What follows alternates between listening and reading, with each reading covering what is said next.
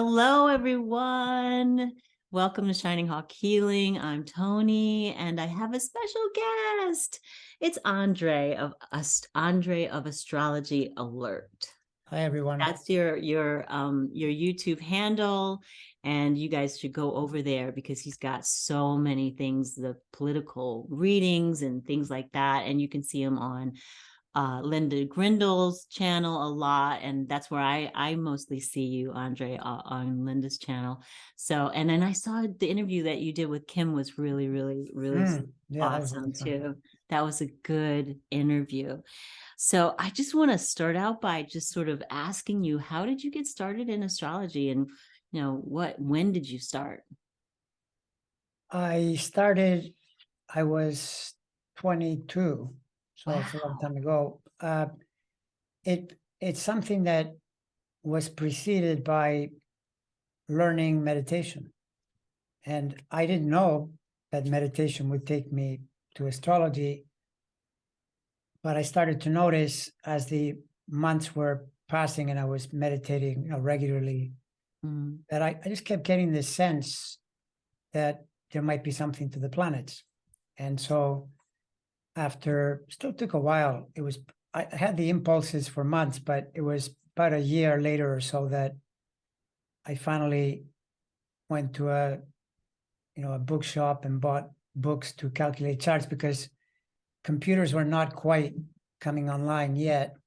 So I had to learn to do it by hand, but it's really like basic high school math. It's not all that complicated to create a chart. So then I got into it. I noticed pretty well right away. I learned the rules enough that I saw 2 or 3 things that I thought, this is so weird, because I looked back to 7 years before I ever considered astrology, and I could see that there were things that were too coincidental, around the transits. Like transits are the planets where they are like today, but you match them up with where they were when you were born. That's how you get the effects. It's the main astrology technique, is where are they today? What are those positions like compared to your original ones? And some things are easy and some things aren't. And then you have to, you get to know what they rule, what they mean, and all those things to interpret. And that obviously takes quite a bit of time, practicing. So you didn't have any, I don't even know what formal training is. I've met people who have gone through astrology classes and, things like that. So did you take any classes to learn? Well, not right away. What happened with me is that I took classes after I was about 2-3 years into it. Then I took some classes and I learned some more things, but I've always been very, very self-driven around astrology, so that I remember being in the classes and thinking, I wouldn't do it this way. And I was kind of rebellious about what I was being presented with. Part of it was that I was so into it. In the classes, they kept bringing up things that I already knew. So then sometimes I would go, I'm not even going to come to that class because I know that already. And why don't you talk about something that I don't know yet? But that's just my personality. I still got quite a bit out of the classes. Also, what I noticed is I got into the astrology and did the measurements before I read any books on what anything meant. I read those a little after. So I was already getting familiar, and then I could get more out of what I was reading, with the person saying, well, Saturn is like this and Pluto is like that. And I was trying to match all that up. But the main driver was always staying in touch with it, practicing it. The main thing, if you don't have a computer, is to have an ephemeris, which is a book with planet columns where you see where they're going, in the days, and you basically look at the columns and see what they're doing. With a computer, you can do it a little more easily because you can get drawings. Right. It's a pretty fabulous tool for people that are learning astrology in the modern era compared to when I was learning it. So, yeah. So you have this, well, when you were saying it's pretty basic high school math, and I started to laugh because I was so bad at math, and especially in high school and, algebra and stuff. I was very happy to get a D. So. Yeah. Well, yeah, no, algebra, I would consider more advanced high school math. I'm referring to simple things like cross multiplication. Like if you look at columns and neither column fits what you're trying to do, because what you're looking for is in between, Mhm. then you got to do a bit of a, it's actually grade 8 math, like ratios, where you say, well, it's not this column and it's not that column, so I'll work out what's in between. So in other words, not complicated at all, or the idea of basic geometry, squares, triangles, 5-pointed, like pentagons, hexagons, things that are really, really simple. So don't get the idea that you're doing equations, and no, nothing like that at all. No sines, cosines, no, that's, I mean, you can do that. Like a lot of great astrologers are very good at doing complicated math, and then they talk about, complicated circles that go around the earth in a certain way, things like that. I do very little of that. I'm talking about really astrology. You could say it's being able to add and subtract really well, because you do get information from numbers, because planets are listed by position with a number. It'll say 20 degrees, 15 minutes, or whatever it is. So then you have to be able to subtract how far away is that from some other place, things like that. But never, no. I mean, if it's not like functions and relations and calculus. No, nothing like that. That's Okay. that's way out there as far as astrology. That is, I just sometimes I feel like I have like a block. I mean, because I try to understand it, and then I go to places like Astrolabe or Astrolabe or whatever you call that, and I put in the information, and it just spits out. But that's feels really cookie cutter. Like, it could apply to anything or anybody, right? It doesn't seem like you can really get a detailed, thing when you do that. So is there a difference between astrologer and astrologist? Yeah, I saw that when you asked that question. There isn't, in the sense that they're both saying the same thing, but astrologist is kind of I see that as a kind of a lower end way of saying it. And when I looked it up, it said that you're likely to get that label from someone who doesn't know any astrology, or a journalist maybe. The more there is any connection to astrology, it's astrologer. That's what person is who does astrology. But I know what it means, so I don't get insulted or anything. But that's good to know. I will never call anyone an astrologist again. Right. There you go. That's the gist of it, right?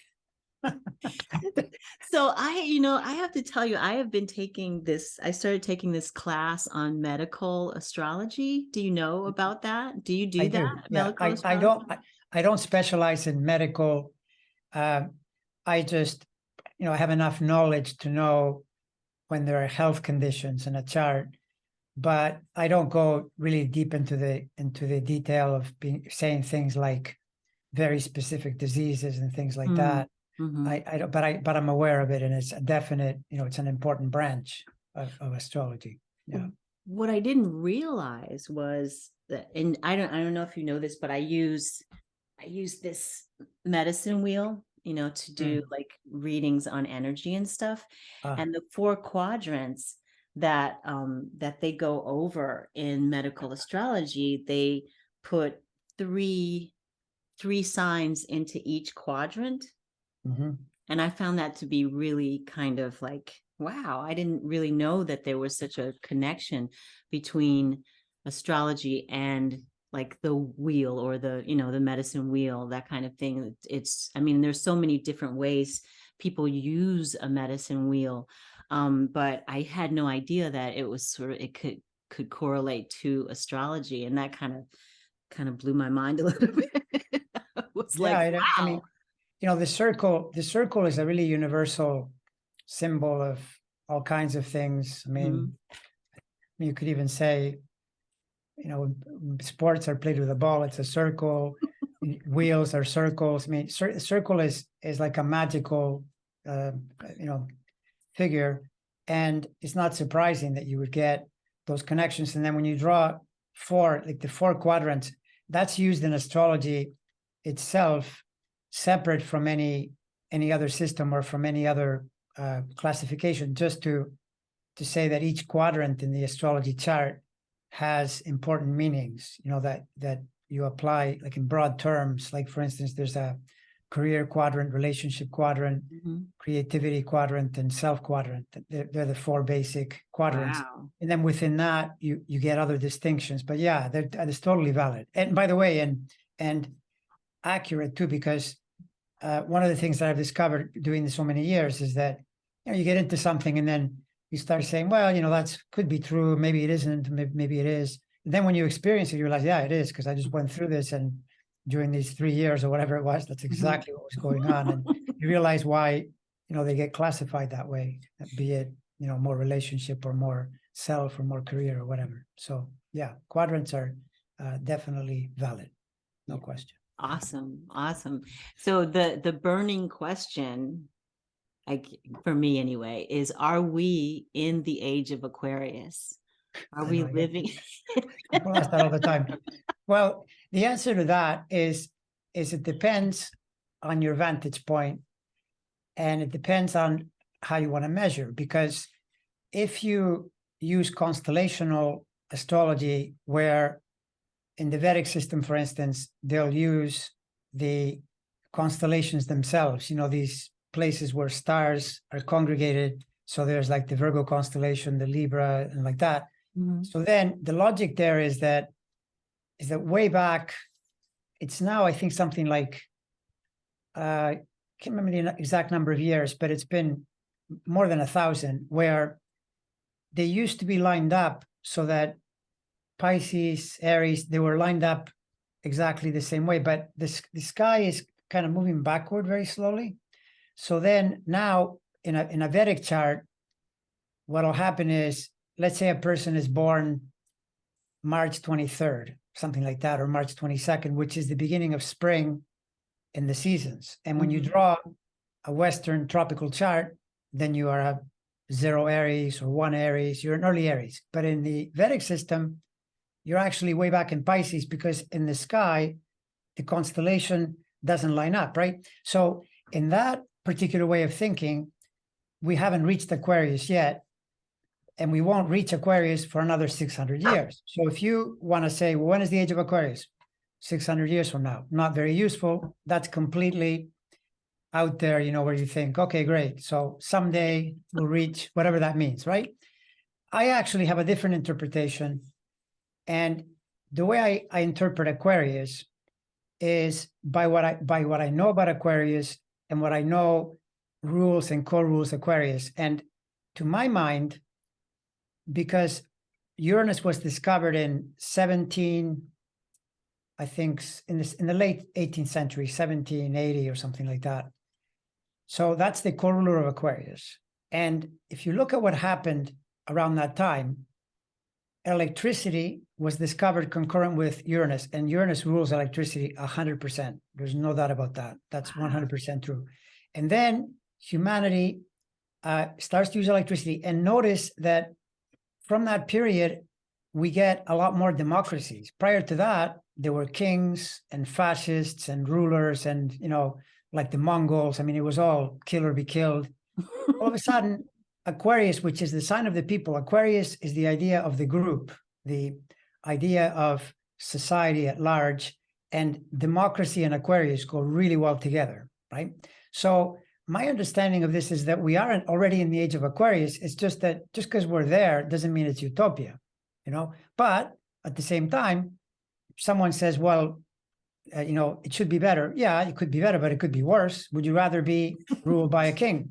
I would rather not be ruled by a king. When people complain about the US, I say to them, why don't you look around and see where you could be? Have you seen what they're doing in China? Have you seen what they're doing in Russia? Have you seen what they're doing in Iran? That's the difference, right? So to my mind, we're in the age of Aquarius, but, in a way it's like, when Obama used to say, or many have said this too, about how we're trying to create a more perfect union, right? Countries form, and then you try to make democracy better. And I think the Western world, by and large, is trying to do that, to include more people, to give everybody more of a voice. That's the true meaning of the age of Aquarius. But it's something that is being built. It's in progress. Yeah. And it's not easy, as you know. I mean, look at what we're seeing these days in terms of the resistance, right? So you can't really put a time frame on it. It just, I mean, my time frame is that we're in it and it's being built as we speak. Now you talk to a different person and they'll tell you no, it's 600 years from now. That's not very useful, as I say, because it's so far away. Who's going to judge that? And then there'll be other theories, and to each his own. So what? But do you think it's just the United States that's having the age of Aquarius?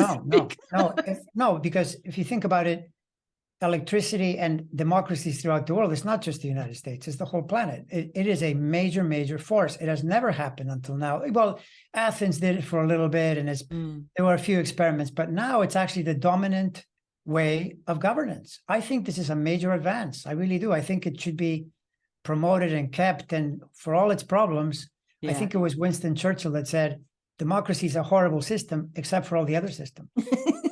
That's right? True. Totally true. Yeah. So so now I was being very cheeky about my question. When I sent the questions to you, I was like, well, is Aquarius in the seventh house? Is Aquarius? No, you actually asked. What did they say? Is the moon in the seventh house? Yeah. No, well, okay. So the seventh house is one part of the chart. It's the part where the sun sets every day, like the 6 p.m., 5 p.m., 7 p.m., that range. So any chart, no matter what time you were born, will have a seventh house. So the moon, you could be born with the moon there, possible, or you could be born with other planets there or with no planets there. And then the moon, when it's traveling, because you brought up the moon quite a bit, must be something that really, you find attunement through. And the moon is very important. I mean, for one thing, it's nearby, which, makes it important. Nearby, I mean, not as nearby as like the next country, but it's nearby, where we are. And so the moon, as it's traveling, because it has a 27, 28-day cycle, roughly every month, a little less, it'll go through the seventh house, through there briefly. Oh, okay. And but then you could get if you think about it, in any planet, let's say when you're born, there's nothing in the seventh house, it's empty. But then planets will circulate through there. And when they move through there, those are periods where relationship becomes an important topic, because that's what that house rules, the seventh house, right? So, I mean, it's a bit of a convoluted long answer to your question, but that's interesting to know, the relationships, the seventh house rules relationships. That's good news. I mean, for me, I just want to know. Yeah, the seventh is that. The seventh is the opposite to the first. First is self, I, my, me. Seventh is other. So it's the partner, partnerships. Right. All of those things. Yeah. Okay. All right. Okay. Did you do you do charts for yourself on a regular basis? For myself, as in, how do you mean? Well, do you do a chart, like if some card readers will pull a card for themselves in the morning just to, or an oracle card or something like that? And do you look at your chart to see what's in store for you? Yeah. That's the main way, to my understanding, by far, the main way any astrologer gains both astrology knowledge and self-knowledge. Now, the self-knowledge part, it's a little unfair, because you can gain tremendous self-knowledge through other practices as well. But through the astrology, it's the constant know where the planets are, where are they day to day and even moment to moment. And definitely, when you say planet is in a certain place for 2 or 3 years, that has a lot of effect too. But yeah, the answer is, I'm constantly aware of where the planets are, right? That's the logic of learning, because what happens is, when you know where they are, you feel the planets. Like as the moon is moving by and touches your planets, sometimes in more obvious ways, but even in subtle ways, you get better and better at noticing, yeah, that's what that feels like when that is working well, when it's not working so well. It's like you'll see the light of something and the shadow of something, depending on where your energy is at the time. So yes, and when you compare it to saying, do I pull a card? With astrology, what you do is if you're kind of tuning in, you just look at the chart for the moment in time when you're checking. That's actually a branch of astrology called orrery, where you can answer questions based on the moment in time when you check the chart, right? Oh. And depending on what you see, you can see if it's going to go well or not going to go well, yes or no, that kind of thing. So anyway, another long answer to a question where I could have just said yes. Okay, I'm all for all of it. So Yeah. you were speaking of planets, and I know that Pluto was downgraded from a planet to like a dwarf planet, right? Right. So when that happened, it felt like everyone was up in arms about it. Did it really throw people off as far as charts are concerned, or all the readings and all that stuff? No, not to astrologers, because astrologers know better than to throw anything off. The reason is that in astrology, you're really connected to not just the physicality of planets, but actually what scientists say, because scientists themselves tell you that physicality is an illusion and that everything is actually electromagnetic. So you're actually looking at energy patterns. Even though a planet looks really solid, it's not. It's matter in that condition. Like, the Earth is rocky, solid, so is Venus, but Jupiter is more of a gas thing. But basically, they're concentrations of energy. The thing is, the way astrology works, when a planet is discovered, the fact that humanity adopts the force of that planet brings it into the lexicon, and you can't take that away. That's immediately imprinted in the human psyche. Pluto was discovered in 1930, comes online. Also, planets correlate with what humanity is beginning to relate to at that time, which is why Pluto rules nuclear power, because that was the beginning of the nuclear age. And that's not an invented thing. It rules nuclear power, just like Uranus gets discovered around electricity, and it rules electricity, not made up. You'll actually see relationships to people that get hit by lightning, and there are all these Uranus transits, around the time. Oh my so gosh. they correlate really well. And so with Pluto, though, the significance of that is that around 2005, they discovered that there were all these other Pluto-sized objects nearby, because they get better and better, telescopes and measurement systems.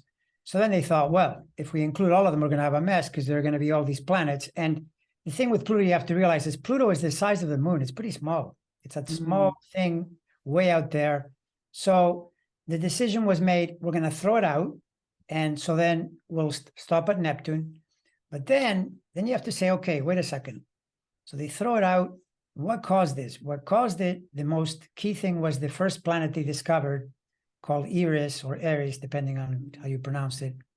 And here's where the magic comes in, because this is the weird pattern of synchronicities that astrologers literally feed on, because they see the synchronicity of, despite science saying things, you see this weird thing happening where, for example, Pluto was named by an astronomer because the daughter of another astronomer suggested that they name it this.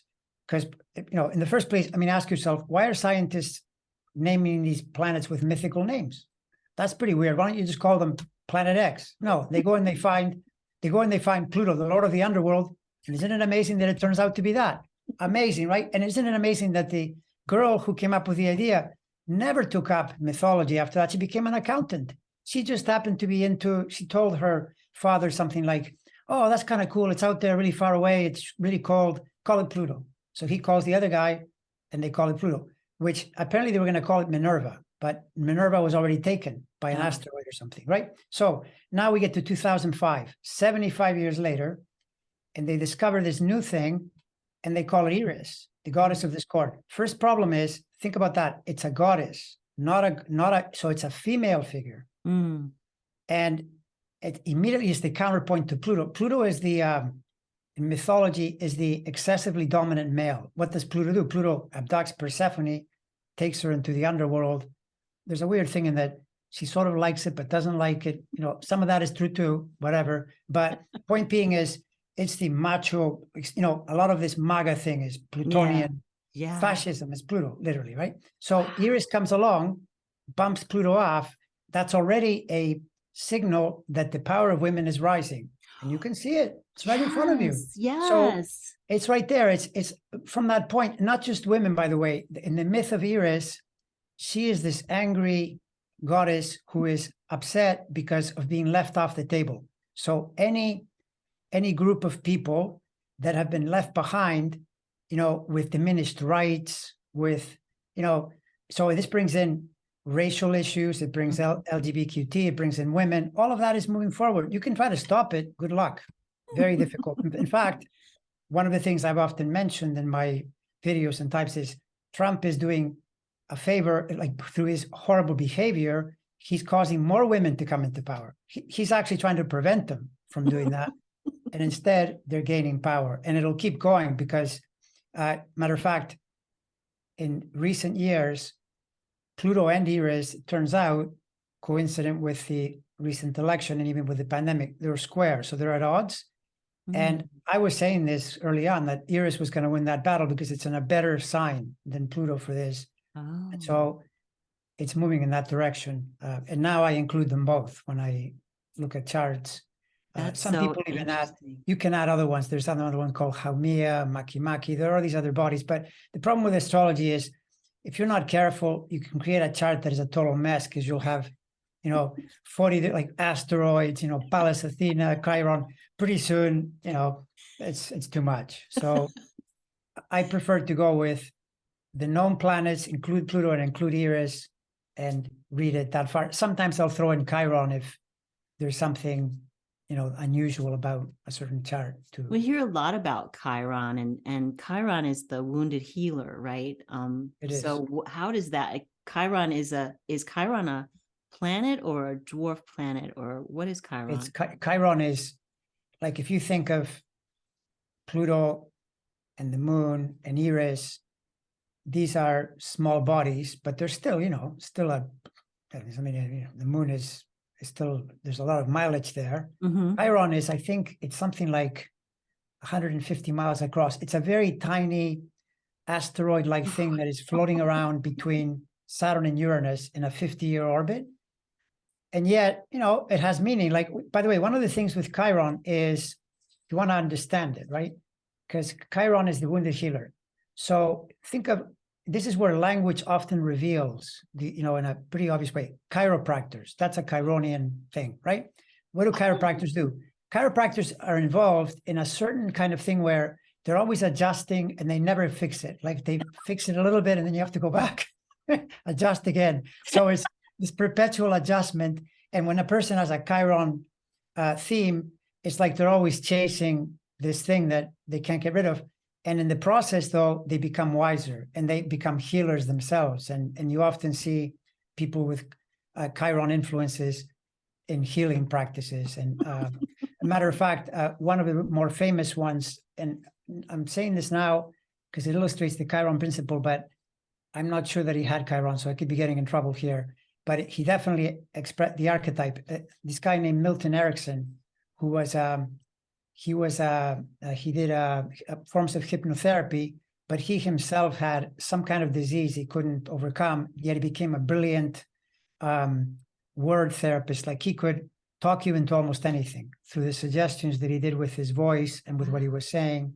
He would draw you in, and that's in a way the expression of the Chironian wounded healer. But he couldn't heal himself. He couldn't heal himself, yeah. He couldn't use the words on him. He had no. How is that you don't have that same kind of power for yourself? Just comes through you, not of you, I guess. Well, I mean, you're getting into really mysterious realms because, no, really, I mean, seriously, like then you could say something like, well, that's just what you're born with, and it's your karma. It's karma that is so big. It's kind of like saying, if you're 5'6" versus being 6'7", that's like you pop in. I mean, people say things like, well, you chose your incarnation. And I respond, well, I don't remember that. I mean, maybe I did. Do you remember that? But no. No, that's the thing. So it's more like the idea, the way I understand it is you're part of these big energy systems, and there is very likely a relationship to reincarnation and so forth. But it's not like you can just, like you can choose it the way you would choose food on a menu. I think the choice is sort of set for you based on where you are. It's just really natural to flow in a certain direction and make what appears to be a choice but I'm a little skeptical when it comes to, this idea that it's like you're shopping for a body or something, and I'm going to go there and, I'll get to be. Yeah, I don't know. I think I feel so there's like I feel energetically that people who do the healing arts and people who do divination or hypnosis or any astrology or whatever with that has to do with the energy of the earth and the universe and all of that. I feel like we have moved through dimensional time, as time doesn't really exist in time and out of time, but through the energetic we have moved like to a higher dimensional what do you call it, vibration. Yeah, that's a way to look at it. Yeah, I don't disagree with that. But that can still be that it's like a giant river, and that's the flow of the river that you're in. So then the logic you're expressing would be probably were a healer before, or you were already studying it, or then you carry on with something similar, right? So that does make a lot of sense. I mean, I often think probably I was doing astrology somewhere before. It came to me a little too easily, whereas some things don't come easily at all, Right, so right. possibly. Wow. So this is amazing. Okay, so I want to start. I really sort of been working on just starting with like, because I really am into the sunshine, nature, all of that, and the moon is so mysterious for me.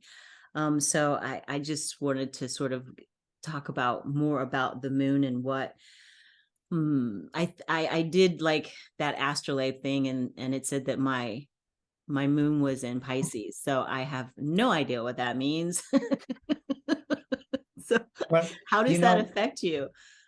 You know where the moon is today? In Pisces? Yeah, It it's in is? Pisces. Yeah, it's in Pisces right now, around 12 degrees in that range. So it's coincidental that your moon is in Pisces and the actual moon itself is in Pisces.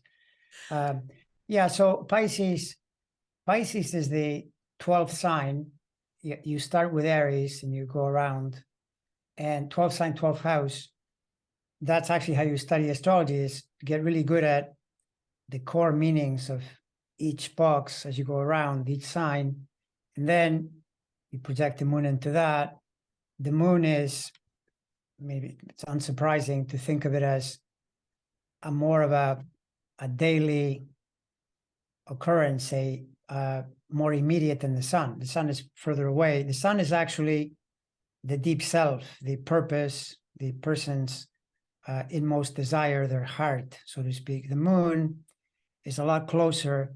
So it's often described as your emotional oscillations. And if you think about it, you just stand on a beach and watch the tides, and they're actually being affected by the moon. Again, not made up. The moon is causing this thing to sway back and forth. And if you think about water, our body is 65% water. So it's unsurprising that lunar movements will affect your own emotions, because that's the water in your system. And this is something you can literally feel when the moon is full.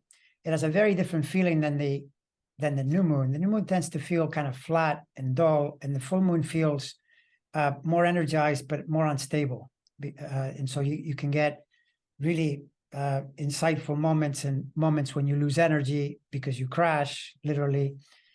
Is that because you're starting into a new phase of the moon, like the new moon? You're coming from a full moon to, is it full moon to a new moon, or no, it goes in between. Like the full moon, when the moon is new, you don't see it in the sky.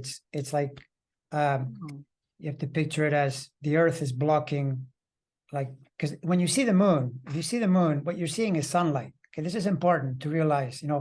When you see a full moon, what you're seeing is bright sunlight being reflected toward you. When you see Jupiter, you're seeing sunlight. That's light that travels for a whole hour at the speed of light and bounces back. And then you see Jupiter in the sky. And the moon, more so because it's closer, right? So full means that the sun can shine on it directly, so you see all of it. But then the earth gets in the way enough to either make it new or partly new, or I see. so then you're seeing it grow in the sky. and then you're seeing it go down. So you can be born anywhere in between. So then there are people that are new moon, people that are quarter moon, half moon, you know, all that stuff. But the full and the new are the easiest to contrast around, you know, the fact that one is the new moon is more of a beginning, and the energy tends to be not very high. And in fact, in Tibetan astrology, they even call it demonic. They say that the new moon is stay away from the new moon. But the full moon is auspicious. It's when in the Vedic astrology, the Hindus have their festivals. And you do see, by the way, a lot of people that are public figures, people with lots of energy, successful, sometimes just notorious, because like Trump is born on a full moon. So my mind, but you know, you'll and he's a Gemini, right? He's a Gemini, yeah. Does that matter that he was born on a full moon and he's a Gemini? Does that make him crazy? Well, no, what it does is it makes him at times brilliant but unhinged communicator, because the full moon has that instability, but a full moon, you know, it's very bright, it's brilliant. So on some level, you acquire brilliance, but then, you know, at the same time, I mean, he has other factors though, because it's not just that. I mean, that's one thing. The other problem he has is there are these they're called lunar nodes, and he has them next to his sun and moon, and that pops up a lot in people that are literally insane. It's not like, you know, people like Jim Jones, which, you know, Trump reminds me a lot of Jim Jones. He's the kind of guy that he talks to a group and says, here, drink poison, and these guys will just and they'll actually do it. And they do it. Yeah. I mean, I've often said to these MAGA people, listen, you people are idiots, because did he or did he not say to you in 2015 that he had so much money he didn't need any money? Why are you sending him any money? Now he's begging you for money. Honestly, what kind of fool does this? You know, please, it's so obvious, but oh no, he's the Messiah. Okay, follow him. Follow him off a cliff, you know? So what does that mean to the people who follow him? Does that mean that their charts are connected to him somehow, or they are just vulnerable, or he just has this magnetic personality that can sway most people? Well, it's all of that, but it's incredibly complicated. Like, imagine now you're trying to pinpoint, because we're not talking thousands, this is millions, right, of people. So if you were doing a study, then yes, it'll be in the chart, but it's because the person is channeling that planet in that way. This is really important around astrology. Like, the idea is that the magic of the birth chart is dependent on you, your will, your participation to make it work better, more insightful, so that you start out with a certain Saturn, Jupiter connection, but with time, you can get it to work better. Then you make better decisions, things work better all around, and including you attract better things. But if you're on a low energy, you brought up vibration earlier. That's a great way to understand it, actually, even though to a lot of scientists, they would say, what vibration? I don't see any vibration. You're making it up. I know, but people that are in this field, we know what we mean, right? The vibe a person has is very real. So a really good vibe, which, you know, is the same etymology as vibration, then attracts better energy, improves everything. If the vibe is low, if the vibration is dense, that's when you get drawn to a goofball like Trump, who himself, I mean, look at the guy. He expresses all his planets in the most corrupt, debased, you know, possible way. Like, for instance, he's got a ton of Neptune in his chart, Neptune energy. Neptune on the high end is the most spiritual planet. On the low end, it is the biggest liar, deceiver, corrupt, you know, con artists, people that are, you know, they're moving their hands around telling you, you're not really seeing this, right? Magicians, yeah.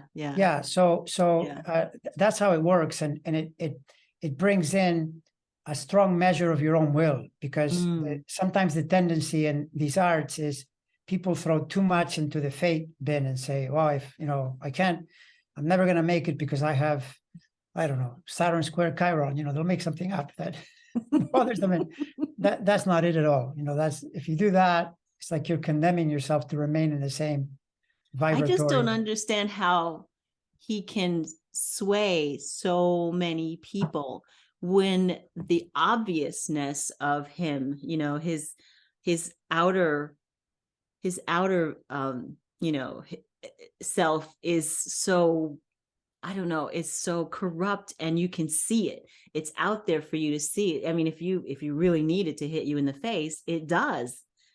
Yeah, And well, I people mean, still, I I don't, think for that, you have to go to bigger, what I would say, the bigger astrological patterns. Like the US right now is in a period that is very reminiscent of the Civil War that we went through in the right. 1860s.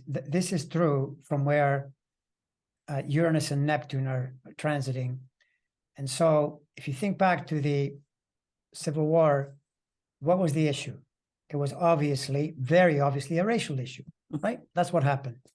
And what's happening today? Same thing. It's the same thing. Why is Trump pulling on these people? Because these people ultimately are relating, they're white supremacists. They're basically saying society should be run by people of white privilege. And then there's a bigger group that is saying, no, it shouldn't. We're going to oppose that. Right. And luckily, there are more people that oppose it. I mean, we got to cross our fingers, but that's the way it's turned out. I mean, look at even in the recent election, right? Right. This is now we're getting into the totally logical world where you just look at facts and you say, come on, I mean, stop talking nonsense. In Arizona, they're complaining, some of them, oh, we got ripped off, like Kerry Lake. You know, Kerry, you were on the same ballot as other people that were elected who were also Republican. The only difference is they weren't talking about, you know, stolen votes, and they weren't Trumpers. And people voted for them, same people that didn't vote for you, right? Well, it's Same funny with that you said that, the Civil War, because I was listening to, I think it was my husband. We kind of sit at the table in the morning and have coffee, and he reads the news, and sometimes he'll go, "Oh my God." yeah, how could you not? And Yeah. I say, what? And it's Carrie Lake is saying that they're going to make us all slaves.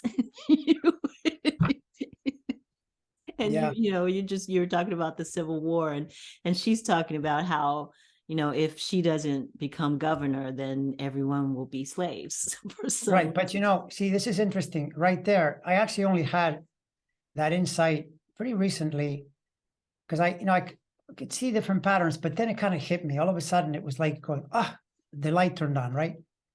Because for this, you have to study history too. It really helps to hear podcasts and read books around what was happening in the Civil War.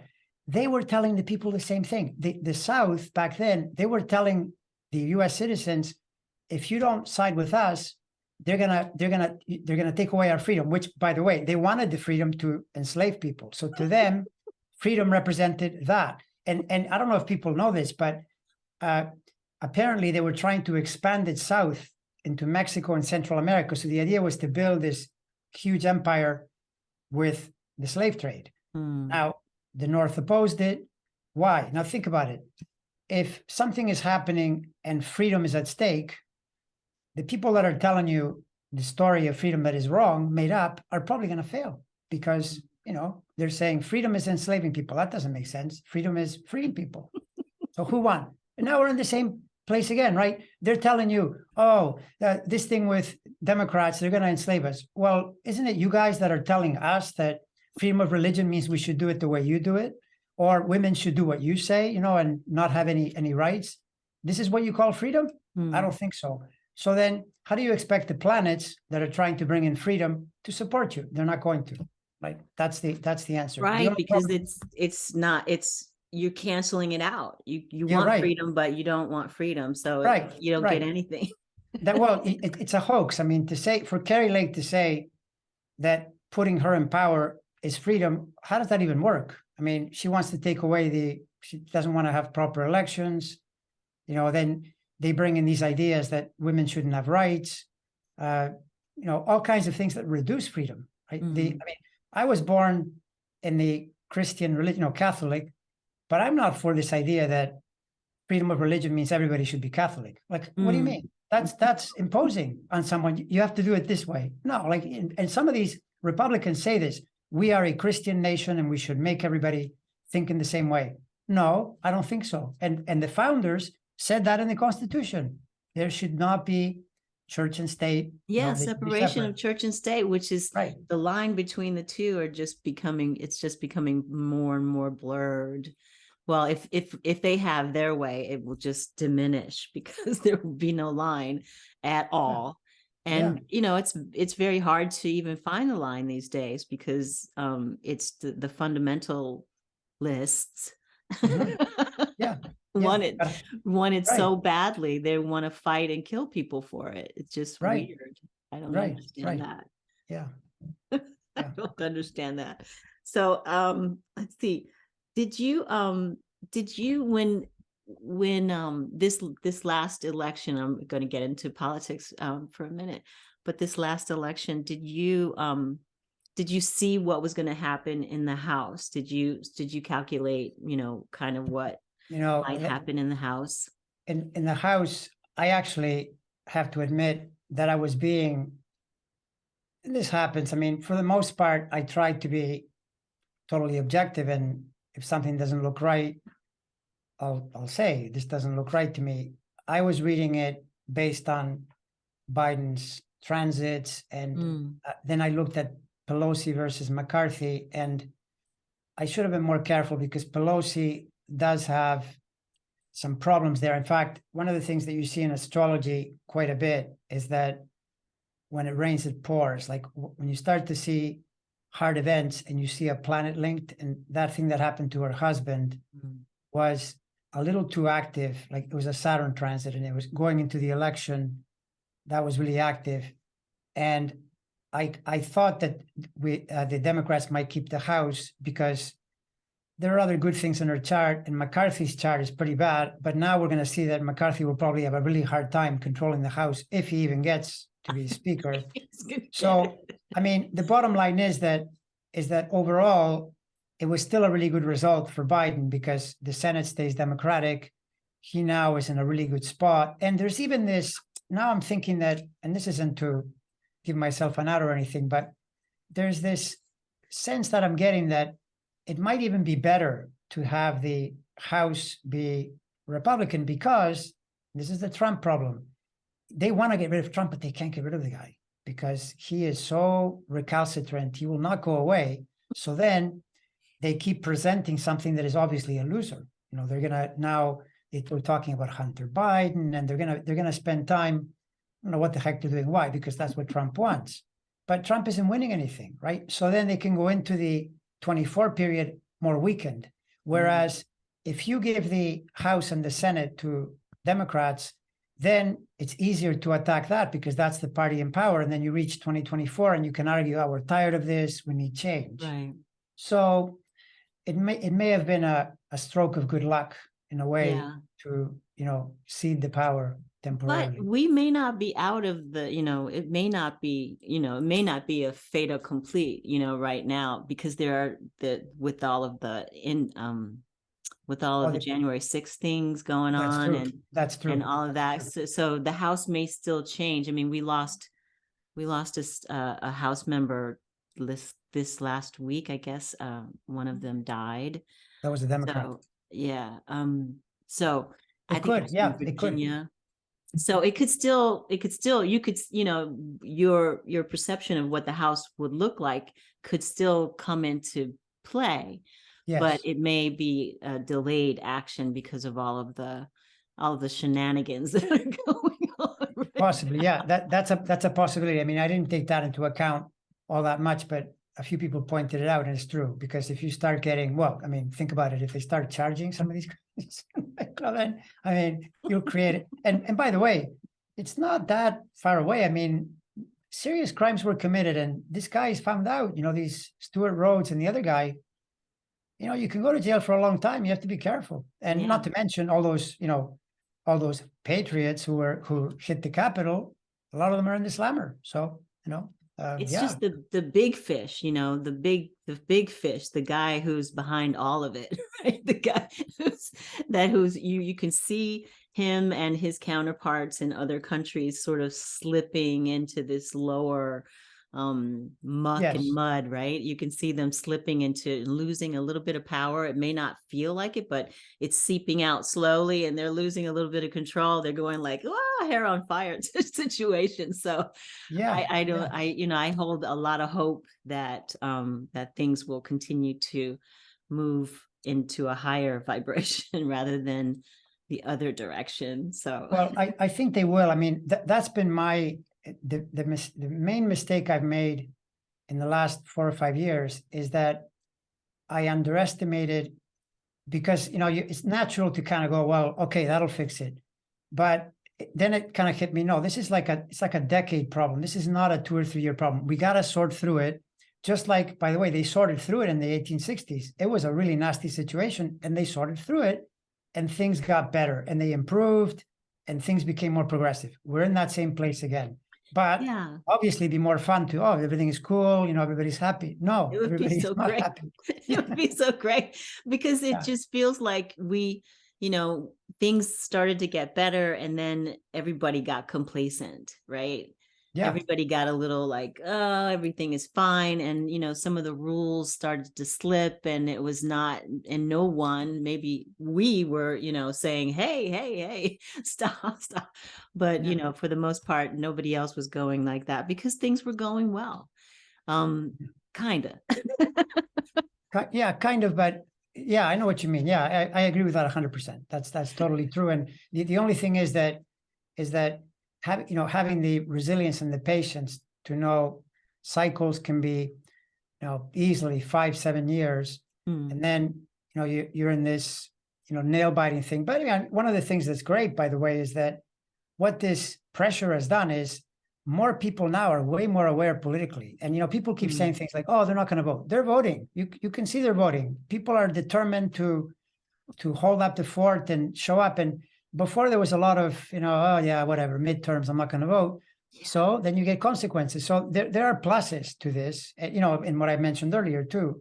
More women in government it's a great thing, in my opinion. It's a much needed thing. It's so awesome. And I have never, the only time I missed a vote was in 2000 when Bush was running, second Bush. Mhm. And I voted, but my vote didn't count.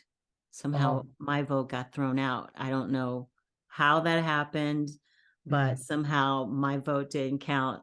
Not saying there was some shenanigans, but there were shenanigans going. I was in New York City at the time. So, a lot of people got disenfranchised in the big cities, just like now. Back then, I think that's when, all of this kind of stuff started, when they started really going into, the Republicans started really going into, we're going to change the way the vote works. We're going to gerrymander the heck out of it. Yeah. Well, because because they're short. The Republicans are at minimum. If you look at the numbers, they're 5% deficit in the numbers. Like this thing with Trump, when you look at the result, the numbers are very similar to Obama beating Romney and Hillary beating Trump. The percentages are similar. It's just that Trump was really lucky in the way it shook out. So he won with 3 million votes less. Biden won with 7 million more, but the percentage is the same. It's about 5%. So they know they're short, so they're desperate to alter the way it's being counted, or they'll never be elected again. It's that So simple. do you see them having power in the near future? My feeling is that the next election will still go Democratic, and that's key. It's really key because they're not ready, in my opinion. They need to lose, to get it straight in their head. And they need to lose badly, right? They need to lose really badly for them to shake out of whatever fog this is that's causing them to I mean, in a way, but it's just a little bit like, it's the soccer argument. Like they're doing the World Cup now, and if you lose 7-0, well, that's really bad. But if you lose 1-0 5 times in a row, they're going to change that too, because they're going to go, well, this isn't working. We've lost 5 in a row. So the fact that Trump has lost them elections in 17, 18, 19, 20, 21, and 22. He's the main reason. So at what point are you going to say, not working? Now, they're already trying. I don't know if you noticed that. They're really trying, but it's hard because he's Jim Jones, right? He's Jim Jones, and he continuously tells his people, no, I'm the one, to follow me. And so I'm the only one who can fix it. yeah, sure. You're the only one that can fix it. Indeed. It's true. So how do people get in touch with you, Andre? I mean, I'm going to put your YouTube channel link underneath this video, but do you do private readings? I don't know if Yeah. you call them readings or consultations. Consultations. Yeah, I do them. And the best way is if you go to Astrology Alert, then there's in the channel, you'll see a link, a tab that says About. Mm-hmm. If you click that, it tells you where to go. And then you have to pick a time in the calendar that's open. And then I get the notice, and then it all gets arranged that way. There's no, people don't call me on the phone to do it. It's all done directly on the web, but it's very smooth. Oh, so you do eat through email? No, what it is that they go on the web to set up the appointment. And then Okay. what happens is we set up a time just like this. We do it on Zoom because on Okay. Zoom, I can actually display the chart and talk about the chart as I'm talking with you and explain different planets. And then I record it all. And then you keep that for future reference, which is really useful, which if you're doing it in person or over the phone, it's a little harder because you can still record it, but you won't get any visuals. You'll just get the audio. So yeah. I love that. I love looking at charts. I just don't understand them, but they're beautiful. Yeah, well, I mean, the thing with that is, I mean, the charts is like anything. If you look at enough of them and you keep working at it, and it shouldn't really feel like work. If it feels like work, chances are you won't keep it up. It's got to feel really interesting. Then in due time, they really speak to you because you spot right away what's going on. You're always, okay, that's where that planet is. And so you're building the situation in your mind as you're looking at it. And especially when you find out what the person is going through and where they want to go next, because then you know what that the impulse, and then you see what the planets are doing, and you can give them really good guidance on the best approach to bring that about. Yeah. That's awesome. I love what you do, and thank you so much for doing it because it really helps. It really does help. I love when you're on with Linda. I love listening to your take on things and how you put how you figured things out. And I'm like, oh, I gotta meet this guy. Oh, well, thank you. I gotta such a find nice compliment. Yeah. A nice compliment. Yeah, I mean, the thing is that it's like any language, any system. I'm sure you get the same thing with the way you're approaching it. It's the logic that the language then informs your intuition almost. So I'll be doing a chart, and it'll just pop into my mind something that I'm seeing in the chart that aligns with the thing itself. Well, if I didn't know the astrology, it probably wouldn't pop into my mind. That's what I'm guessing. That it's like the universe uses my mind to provide the intuition through the astrology, which is a pretty good way to do it. I think it's pretty beautiful cool. way to do it. I love that. I wish, well, it works for me that way too. I mean, I'm being trying to be funny, but it does work for me that way as well. But in a different way. I have mediumship and I'm an empath and intuitive in that way. But and then things do pop into my head, but I go, where's that coming from? Yeah, I know. Well, but that's like, you have evidential stuff, right? You can look at it and point to it and go, this is, look at it. This is what it says, right? Yeah. Well, but even so, I mean, in the end, whatever, it's still, because if it's a planet, but then it has such a big range, why is it that I'll get this guidance versus that guidance? So in that sense, it's still coming from nowhere for anyone that is getting that intuition. So in a way, it's the same thing, really. It's awesome. It's awesome. Thank you so much. And thank you for being here, because it's a lovely respite from the norm of what goes on, in this this little community universe for me. Because I try, I'm kind of like a little, I don't know, people, I use the wheel and I don't think that, some people really understand what that's all about, but that's okay. Well, I mean, the ones who get it, and and that's what it was. That's what I'm here for, just to give the messages to whoever is listening. Yeah, So- you know, and there are many, many valid ways to do things. And the other thing is that if you're, in my opinion, if you're really genuine in your interest and in your purpose, it'll keep growing. Because I notice my astrology, what's great about astrology, say like if you compare it to, you know, when I think of, I used to be into sports, and there, you know, there's John McEnroe's famous line where he says, the older I get, the better I used to be, right? True. Well, it's true, because there's no way, I mean, you lose your speed. I mean, yeah, it's a downward trend. But with astrology and any system where you're getting deeper into spirit and doing your best to provide good guidance, it grows and it gets better, it gets clearer. It actually is a huge advantage to be older, because you have the advantage of experience, of a lot of practice, more wisdom. There's yeah. no limit to that, and that's really great. You know, it's a fabulous thing to discover.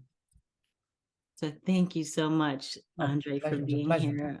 And thank you for being here.